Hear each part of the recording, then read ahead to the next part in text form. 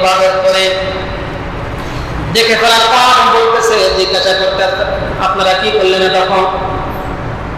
নবী আমার বলেন, ও শোনো, আল্লাহ রাব্বুল আলামিন আমাকে ওহী করেছেন, আমাকে রিসালাতের দায়িত্ব দিয়েছেন, আমি নবী হয়েছি। আলী, তোমাকে আমি ইসলামের দাওয়াত দেই, এক আল্লাহ লা শরীক, আল্লাহর ইবাদত বন্দেগী করবে, তাকে মানবে। লা তুজামানু আদত দেবদেবী হবল, আদত দেবদেবী আছে সমস্ত দেবদেবীকে ছেড়ে দেবে, আর কোনো মূর্তি পূজা করবে না। আলী রাদিয়াল্লাহু তাআলা বলেন, আমি তো ছোট মানুষ, বাচ্চা মানুষ, মাত্র 10 বছর বয়স, আমার পিতা আছে, আমার পিতাকে জিজ্ঞাসা না করা পর্যন্ত আমি কোনো সিদ্ধান্ত নিতে পারবো না।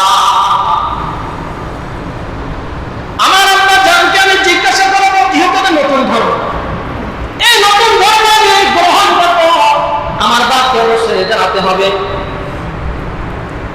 নবীজি বলেন, আলী না না না, এই মুহূর্তে তুমি যদি ইসলাম গ্রহণ না করো, তুমি দেরিতে করো, সমস্যা নাই, কিন্তু এই মুহূর্তে ইসলাম নামক এই দিন ধর্মের কথা কারো কাছে প্রকাশ করা যাবে না। এই কথা বলে আলী রাদিয়াল্লাহু তাআলা চলে গেলেন। রাতের বেলা আল্লাহ তাআলা হযরত আলী রাদিয়াল্লাহু তাআলা কলবের মধ্যে ইসলাম নামক দৌড়টা দিয়ে দিয়েছেন।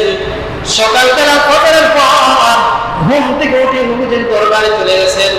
যার পর বলতেছেন, ও মুহাম্মদ বিন আব্দুল্লাহ, গতকাল আপনি আমাকে কি দাওয়াত দিলেন?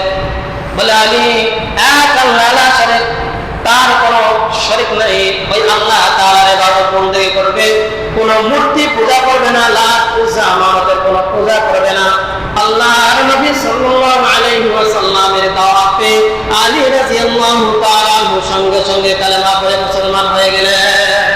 সুবহানাল্লাহ। আলী রাদিয়াল্লাহু তাআলা মুসলমান হইলেন।